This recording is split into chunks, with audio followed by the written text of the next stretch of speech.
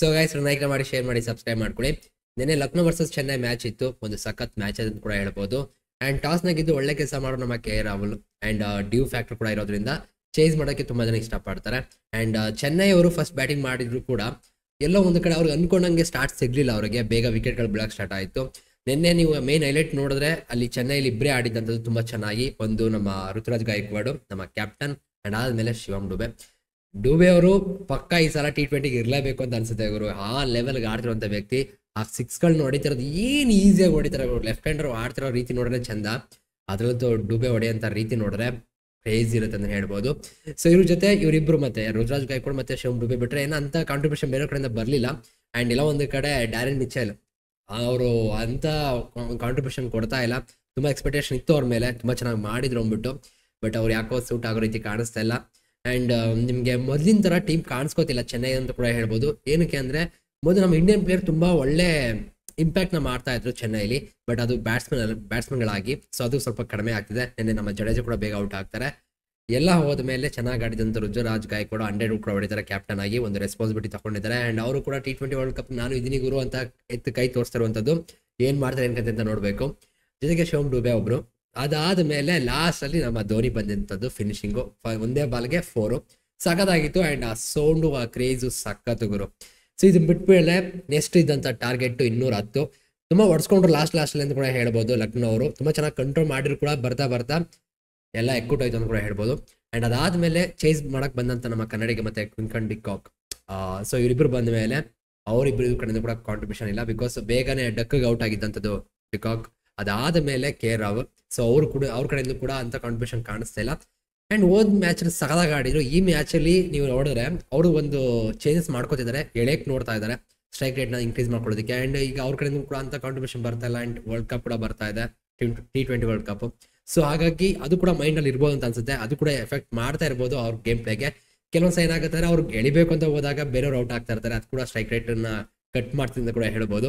But still ಇವರಿಬ್ರು ಬೇಗ out ಆದ್ರೂ ಕೂಡ ನೆಕ್ಸ್ಟ್ 3ನೇ ಪ್ಲೇಸ್ ಅಲ್ಲಿ ಪ್ರಮೋಟ್ ಮಾಡಿ ತುಂಬಾ ಒಳ್ಳೆ ಕೆಲಸ ಮಾಡಿದಂಥದ್ದು LSG ಟೀಮು. ಯಾರನ್ನ ನಮ್ಮ ಮಾನ್ಸ್ಟರ್ ಸ್ಟೋನಿಸ್ ಅವ್ರನ್ನ. ಆಕ್ಚುಲಿ ಅವ್ರು ಹೇಳಿದ್ದು ಅಷ್ಟೇನೆ, ಎಲ್ಲಾರ್ದು ಕೂಡ ಇವರಿಬ್ರು ಬಿಟ್ರೆ ಓಪನರ್ಸ್ಗಳು ಬಿಟ್ರೆ ಇನ್ ಮಿಕ್ಕಿದ ಎಲ್ಲಾರ್ದು ಕೂಡ ಗುದಿ ಆಟನೇ ಇರುವಂತದ್ದು, ಆ ತರ ಪ್ಲಾನ್ ಇರುವಂತದ್ದು.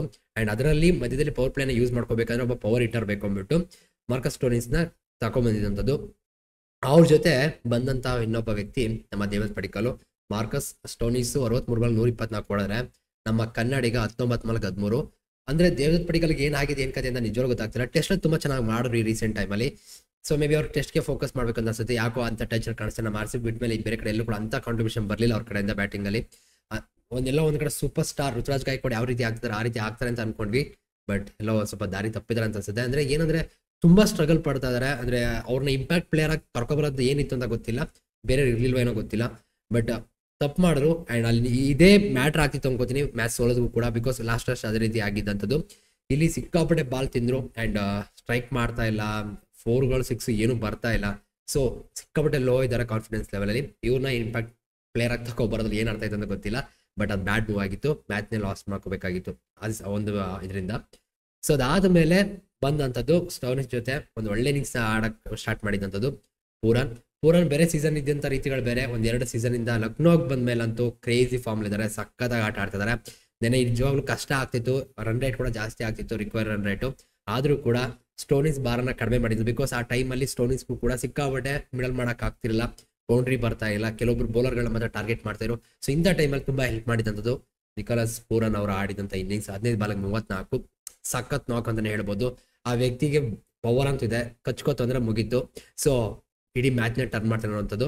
ಸೊ ಅಲ್ಲಿ ಸ್ವಲ್ಪ ಪ್ರೆಷರ್ ಕಡಿಮೆ ಆಯ್ತು. ಅದಾದ್ಮೇಲೆ ಏನ್ ಪ್ರೆಷರ್ ಏನ್ ಕಂಪ್ಲೀಟ್ಲಿ ಕಡಿಮೆ ಆಗಿರಲಿಲ್ಲ, ಸ್ಟಿಲ್ ರಿಕ್ವೈರ್ ರೇಟ್ ಜಾಸ್ತಿ ಇತ್ತು. ಬಟ್ ಇವಾಗ ಇಂಪ್ಯಾಕ್ಟ್ ರೂಲ್ ಬಂದಿರೋದ್ರಿಂದ, ಜೊತೆಗೆ ಇವಾಗ mind set T20 mind set ಇರೋದೇ ಬೇರೆ ತರ ಇದೆ. ಎಷ್ಟು 12 ಬಾಲ್ಗೆ 50 ನಾನು ಹೊಡಿತೀನಿ ಗುರು. ರಿಂಕು ಸಿಂಗ್ 6 ಬಾಲ್ಗೆ 36 ಹೊಡೆದು ವಿನ್ ಮಾಡಿಸ್ತೀವ. 6 ಬಾಲ್ಗೆ 35 ಎಷ್ಟು 30 ರನ್ ಅನ್ಸುತ್ತೆ ಮೇ ಬಿ, ಅಷ್ಟು ಮಾಡಿ ವಿನ್ ಮಾಡಿಸ್ತೀವ. ಸೊ ಈ ತರ ಮೈಂಡ್ ಸೆಟ್ ಅಲ್ಲಿ ಬರ್ತಾ ಇದಾರೆ ಪ್ಲೇಯರ್ಗಳು. ಸೊ ತುಂಬಾ ಕಷ್ಟ ಇದೆ. ಅಂದ್ರೆ ಒಳ್ಳೆ ಬಾಲ್ನು ಬಿಡ್ತಾ ಇಲ್ಲ, ಎಡ್ಜ್ ಆಗಿ ಇದೆಲ್ಲ ಆಗುತ್ತೆ. ಅಂಡ್ ನಿನ್ನೆ ತುಂಬಾ ಮ್ಯಾಟರ್ ಆಗಿದ್ದು ನನ್ನ ಪ್ರಕಾರ ಫೀಲ್ಡಿಂಗ್ ಅಂತ ಹೇಳ್ಬೋದು. 2 ಟೀಮಿಂದ ಕೂಡ ತುಂಬಾ ಮಿಸ್ ಫೀಲ್ಡ್ ಗಳನ್ನ ಮಾಡಿದ್ರು, ಕ್ಯಾಚ್ ಗಳನ್ನ ಡ್ರಾಪ್ ಮಾಡಿದ್ರು. ಸೊ ಅದು ಕೂಡ ತುಂಬಾ ಕಾಸ್ಟ್ ಆಯ್ತು, ಎಸ್ಪೆಷಲಿ CSKಗೆ ಹೆವಿ ಕಾಸ್ಟ್ ಆಯ್ತು ಅಂತ ಕೂಡ ಹೇಳ್ಬೋದು.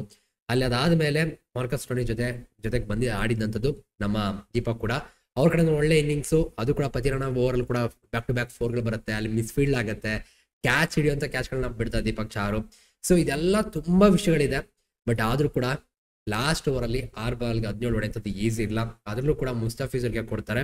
ನಾನು ಅದನ್ನೇ ಯೋಚನೆ ಮಾಡ್ತಿದ್ದೆ, ನೋಡ್ತಾ ಇದ್ದೆ ಬೇರೆ ಯಾರು ಬೌಲರ್ ಇದ್ದಾರೆ ಅಂದಾಗ ದೀಪಕ್ ಚಾರ್ ಇದ್ರು, ತುಷಾರ್ ದೇಶಪಾಂಡೆ ಇನ್ಫ್ಯಾಕ್ಟ್ ತುಂಬಾ ಚೆನ್ನಾಗಿ ಮಾಡ್ತಾ ಇದ್ರು. ಬಟ್ ದೇಶಪಾಂಡೆ ಚೆನ್ನಾಗಿರ್ಲಿಲ್ಲ ಅದೇನೆ, ಬಟ್ ಸ್ಟಿಲ್ ಆ ವ್ಯಕ್ತಿ ಒಂದು ರನ್ ಕೊಟ್ಟರು ಕೂಡ ಡೆತ್ ಅಲ್ಲಿ ಚೆನ್ನಾಗಿ ಮಾಡ್ತಾರೆ. ಅಂಡ್ ಆದ್ಮೇಲೆ ದೀಪಕ್ ಚಾರ್ ಅಂತ ಡೆತ್ ಸ್ಪೆಷಲಿಸ್ಟ್ ಅಲ್ಲ ಅಂದ್ರೂ ಕೂಡ ಸ್ಟಿಲ್ ಕ್ವಾಲಿಟಿ ಬೌಲರ್, ಸೊ ಅವ್ರು ಕೊಡ್ಬೋದಾಗಿತ್ತು ಅಂತ ಅನಿಸಿದ್ದು. ಮುಸ್ತಫಿಜರ್ ಈ ರೀಸೆಂಟ್ ಟೈಮಲ್ಲಿ ಚೆನ್ನೈ ಬಂದ ಮೇಲೆ ಅಂತೂ ಸಖತ್ ಫಾರ್ಮ್ ಇದ್ದಾರೆ, ಆ ರೀತಿ ಕಾಣಿಸ್ತಾರೆ, ಅಥವಾ ಅವರ ಬೌಲಿಂಗ್ಗೆ ತುಂಬಾ ಸೂಟ್ ಆಗ್ತದೆ ಪಿಚ್ ಅಂತ ಕೂಡ ಹೇಳ್ಬೋದು. ಬಟ್ ಇಂಥ ಟೈಮಲ್ಲಿ ನಂಬಿಕೆ ಕೊಟ್ಟರು, ಬಟ್ ಆ ನಂಬಿಕೆ ನೋಡ್ಸ್ಕೊಳಕ್ ಆಗ್ಲಿಲ್ಲ. ಕಾರಣ ಏನಂದ್ರೆ ಅಲ್ಲಿ ಇದ್ದಂಥದ್ದು ಮಾನ್ಸ್ಟರ್. ಸೊ ಹಾಗಾಗಿ 17 ಅಂದ್ರೆ 6 ಹೋಗುತ್ತೆ, ಆಮೇಲೆ 4 ಹೋಗುತ್ತೆ, ತಿರ್ಗಾ 4 ಎಡ್ಜ್ ಆ ಕಡೆಗೆ ಹೋಗುತ್ತೆ, ಅದಾದ್ಮೇಲೆ ಅದು ನೋಬಲ್ ಆಗುತ್ತೆ, ಆಮೇಲೆ ಈಸಿಯಾಗಿ ಒಂದು 4 ಹೊಡಿತಾರೆ, ಮ್ಯಾಚೇ ಮುಗಿಯುತ್ತೆ. ಸಿಂಗಲ್ ಏನು ಇಲ್ಲ ಗುರು, ಸೀದಾ 4 6ಗಳಲ್ಲೇ ಮುಗಿಸಿದಂಥದ್ದು ಮಾನ್ಸ್ಟರ್ ಸ್ಟೋನೀಸು. ಒಂದು ಸಖತ್ ಇನ್ನಿಂಗ್ಸ್ ಆಗಿತ್ತು. ಅದ್ರ ಜೊತೆಗೆ ಒಂದು ಸೀನ್ ನೋಡಿದೆ ಗುರು, ಎಲ್ಲ ಫುಲ್ CSK ಮಧ್ಯದಲ್ಲಿ ಒಬ್ಬ ಹುಡುಗ ಅಂತ ಹೇಳಕ್ಕಾಗಲ್ಲ, ಹುಡುಗನೂ ಇತ್ತು, ಚಿಕ್ಕ ಹುಡುಗಂದು ಒಂದಿತ್ತು, ಆಮೇಲೆ ಇನ್ನೊಬ್ಬ ಫ್ಯಾನು ಸಖತ್ ಖುಷಿ ಪಡ್ತಾ, ಬೇರೆಯವ್ರಿಗೆಲ್ಲ ಬೇಜಾರಾಗ್ತಿತ್ತು. ಬಟ್ ಏನಂದ್ರೆ CSK ಫ್ಯಾನ್ಸ್ಗಳಿಗೆ ತುಂಬಾ ಖುಷಿ ಪಡುವಂಥದ್ದು ಏನಪ್ಪಾ ಅಂದ್ರೆ ಅದು ನಮ್ಮ ಧೋನಿ ಅವ್ರು ಬಂದು ಇನ್ನಿಂಗ್ಸ್ ಆಡುವಂಥದ್ದು. ನಂಗೆ ಬೇಜಾರಾಗಿದ್ರೆ ನಮ್ಮ ಧೋನಿ ಯಾಕೆ ಫಸ್ಟ್ ಬಂದು ಇನ್ನಿಂಗ್ಸ್ಗಳನ್ನ ಆಡ್ತಾ ಇಲ್ಲ ಅಂತ ಅನ್ಸುತ್ತೆ. ಆರ್ಡರ್ ಬಂದು ಚೆನ್ನಾಗಿ ಗುದ್ಬಿಟ್ಟು ಹೋಗ್ಲಿ ಅಂತ ಅನ್ಸುತ್ತೆ, 1-2 6 ಹೊಡ್ಬಿಟ್ಟು ಹೋದ್ರು ಸಾಕು ಅಂತ ಅನ್ಸುತ್ತೆ, ಅಷ್ಟು ಖುಷಿ ಪಡ್ತಾರೆ ಜನ. ಸೊ ಅವ್ರು ಬಂದು ಆಡ್ಬೇಕಾಗುತ್ತೆ. ಬಟ್ ಸ್ಟಿಲ್ ಯಾಕೋ ಟೀಮು CSK ಇವಾಗ ಕಡಿಮೆ ಒಂಥರ ಎಲ್ಲ ಒಂದ್ ಕಡೆ ದಾರಿ ತಪ್ಪೋ ರೀತಿ ಕೂಡ ಕಾಣಿಸ್ತಾ ಇದಾರೆ. ಬಿಕಾಸ್ ಅವರ ಬೌಲಿಂಗ್ ಲೈನ್ ಅಪ್ ನೀವು ಅಬ್ಸರ್ವ್ ಮಾಡಿದ್ರೆ ಪತಿರಣ ಬಿಟ್ರೆ ಬೇರೆ ಯಾರು ಕೂಡ ಅಂತ ಎಫೆಕ್ಟಿವ್ ಆಗಿ ಕಾಣಿಸ್ಕೊಳಲ್ಲ. ಅಂಡ್ ನೀವು ಪತಿರಣನ ಆಚೆಗೆ ಇಟ್ಟು ನೋಡ್ರೆ CSK ಟೀಮು ಬೌಲಿಂಗ್ ಯೂನಿಟ್ ಅಂತ ತಗೊಂಡ್ರೆ ಏನು ಇಲ್ಲ ಅಂತ ಅನ್ಸಕ್ ಸ್ಟಾರ್ಟ್ ಆಗುತ್ತೆ. ಬ್ಯಾಟಿಂಗ್ ಅಲ್ಲಿ ನಿಮ್ಗೆ ಡುಬೆ ಕಾಂಟ್ರಿಬ್ಯೂಷನ್ ಮಾಡ್ತಾರೆ, ಜಡೇಜಾ ಇರೋದ್ರಿಂದ, ಮತ್ತೆ ನಮ್ಮ ಧೋನಿ ಅವರು ಆಡ್ತಿರೋದ್ರಿಂದ, ಋತುರಾಜ್ ಗಾಯಕ್ವಾಡ್ರಿಂದ ಅಷ್ಟು ಮ್ಯಾಟರ್ ಆಗ್ತಿರಲಿಲ್ಲ. ಅಂಡ್ ನಿನ್ನೆ ಅಶ್ವಿನ್ ರವೀಂದ್ರ ಇಲ್ಲ, ಜೊತೆಗೆ ರಹಾನೆ ಕೂಡ ಇಂಜುರಿ ಆಗಿತ್ತು. ಸೊ ತುಂಬಾ ವಿಷಯಗಳು ಆ ಕಡೆ ಹೋಗ್ತಾ ಇದೆ. ಆದಷ್ಟು ಬೇಗ ಕಮ್ಬ್ಯಾಕ್ ಮಾಡುತ್ತೆ ಈ ಟೀಮ್ ಅಂತ ಅನ್ಕೊಳ್ಳೋಣ, ಮಾಡ್ತಾರೆ ಪಕ್ಕ. ಸೊ ಒಂದಂತೂ ಸದ್ಯ ನೆನ್ನೆ ಮ್ಯಾಚ್ ಮಾತ್ರ ಸಖತ್ ಆಗಿತ್ತು, ಸಖತ್ ಎಂಜಾಯ್ ಮಾಡಿದ್ವಿ. ಯಾರು ಮಿಸ್ ಮಾಡ್ಕೊಂಡಿದ್ದೀರಾ ಏನ್ ಕತೆ, ಸೋಲ್ತೀರ ಅಂತ ಕೂಡ ಎಷ್ಟೋ ಜನ ಅನ್ಕೊಂಡಿರ್ಬೋದು. ಬಟ್ ಸಖತ್ ಗೇಮ್ ನ ಆಡಿದಂಥದ್ದು ಲಕ್ನೋ. ಅಂಡ್ ನಮ್ಮ KL ಅವರು ಕೂಡ ಸಿಕ್ಕಾಪಟ್ಟೆ ಖುಷಿ ಆಗಿದ್ರು. ಅಂಡ್ T20 ಗೇಮ್ಗಳು ಹೋಗ್ತಿರೋಂಥ ರೀತಿ ನೋಡಿದ್ರೆ ಭಯ ಆಗುತ್ತೆ. ಅಂಡ್ ಇವಾಗ ನೀವು ಈ ಮ್ಯಾಚ್ಗಳು ನೋಡ್ತಿರ್ಬೇಕಾದ್ರೆ ಖುಷಿ ಪಡ್ಬೇಕಾದ್ರೆ ಹೆಂಗ್ ಗೊತ್ತಾ, ನಾವುಗಳು ನಮ್ಮ ಯಂಗ್ಸ್ಟರ್ಸ್ಗಳು, ನಮ್ಮ ಇಂಡಿಯನ್ ಪ್ಲೇಯರ್ಗಳು ತುಂಬಾ ಚೆನ್ನಾಗಿ ಪರ್ಫಾರ್ಮ್ ಮಾಡ್ತಾ ಇದಾರೆ. ಸೊ ಬೇರೆ ಟೀಮ್ ಇದ್ದಿದ್ದೆ ಸುಮಾರು ಜನಕ್ಕೆ CSK ಇಷ್ಟ ಆಗಲ್ಲ, ಎಷ್ಟೋ ಜನಕ್ಕೆ RCB ಇಷ್ಟ ಆಗಲ್ಲ, ಇನ್ನೊಬ್ಬರಿಗೆ ಬೇರೆ ಟೀಮ್ ಇಷ್ಟ ಆಗಲ್ಲ. ಬಟ್ ಒಂದ್ ಅರ್ಥ ಮಾಡ್ಕೊಳ್ಳಿ, ನಮ್ಮ ಪ್ಲೇಯರ್ಗಳಿದ್ದಾರೆ, ನಮ್ಮ ಇಂಡಿಯನ್ ಪ್ಲೇಯರ್ಗಳಿದ್ದಾರೆ, ಅವ್ರು ಚೆನ್ನಾಗಿ ಪರ್ಫಾರ್ಮ್ ಮಾಡಿದ್ರು ಅಂದ್ರೆ ನಮ್ಮ ಫ್ಯೂಚರ್ ಇಂಡಿಯನ್ ಕ್ರಿಕೆಟ್ ಸಾಕತ್ತಾಗಿರುತ್ತೆ ಅಂತ ಕೂಡ ಹೇಳ್ಬೋದು. ಸೊ ಮುಂದಿನ ದಿನಗಳಲ್ಲಿ ಯಾವ ತರ ಮಾಡ್ತಾರೆ ಏನ್ ಕತೆ ಅಂತ ನೋಡ್ಬೇಕು. ಅಂಡ್ ಈ ಸಲ T20 ವರ್ಲ್ಡ್ ಕಪ್ಗೆ ಸಿಕ್ಕಾಪಟ್ಟೆ ಕಾಂಪಿಟೇಷನ್ ಇದೆ. ಬಿಕಾಸ್ ಎಲ್ಲರೂ ಕೂಡ 100 ಹೊಡಿತಾ ಇದಾರೆ. ನಿನ್ನೆ ಜೈಸ್ವಾಲ್, ಇವತ್ತು ಋತುರಾಜ್ ಗಾಯಕ್ವಾಡ್, ನಮ್ಮ ಕಿಂಗ್ ಕೊಹ್ಲಿ, ರೋಹಿತ್ ಶರ್ಮಾ ಮತ್ತೆ king Kohli top order fix ಆಯ್ತು ಅಂದ್ರೆ ಇನ್ನು ಮಿಕ್ಕಿದವ್ರಿಗೆಲ್ಲ ಹೊಡೆದಾಟ ಆಗತ್ತೆ. ಸೊ ಕ್ರೇಜ್ ಇರುತ್ತೆ ಫೈಟ್ ಅಂತ ಹೇಳ್ಬೋದು. ಬಟ್ ಖುಷಿ ಆಗುತ್ತೆ ಬಿಕಾಸ್ ಒಂದು ಒಳ್ಳೆ ಟ್ಯಾಲೆಂಟ್ಸ್ ಇದೆ ಗುರು ನಮ್ಮ ಇಂಡಿಯನ್ ಕ್ರಿಕೆಟ್ ಅಲ್ಲಿ ಅಂತ ಅನ್ಸುತ್ತೆ. ಸೊ ಮುಂದಿನ ದಿನಗಳಲ್ಲಿ ಯಾವ ತರ ಮಾಡ್ತಾರೆ ಏನ್ ಕತೆ ಅಂತ ನೋಡ್ಬೇಕು. ನಿಮ್ಮ ಪ್ರಕಾರ T20 ವರ್ಲ್ಡ್ ಕಪ್ಗೆ ಯಾರನ್ನ ಆಡಿಸ್ತೀರಾ ಪ್ಲೇಯಿಂಗ್ 11 ಅದನ್ನ ಕಮೆಂಟ್ ಸೆಕ್ಷನ್ ತಿಳಿಸಿ ನೋಡೋಣ. ಅಂಡ್ ನೆನ್ನೆ ಮ್ಯಾಚ್ ಹೇಗೆ ಅನಿಸ್ತು ಏನ್ ಕತೆ ಕಮೆಂಟ್ ಸೆಕ್ಷನ್ ತಿಳಿಸಿ. ಸಿಗೋಣ ಮತ್ತೆ. Thank you guys, love you guys, bye.